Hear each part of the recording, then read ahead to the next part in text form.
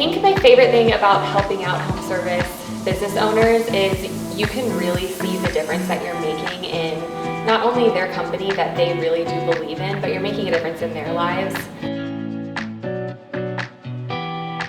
Don't really think about plumbers till your toilet's broken, and then here they are literally saving your house and your life. It's such a great industry, and it really does feel like when I can do right by someone like that, who does right by everyone every day, it feels really special.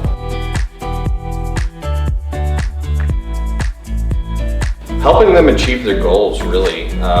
Every business is unique. Every business has unique goals, and at WIT we strive to help our clients succeed regardless of what their focus is and what their goal is.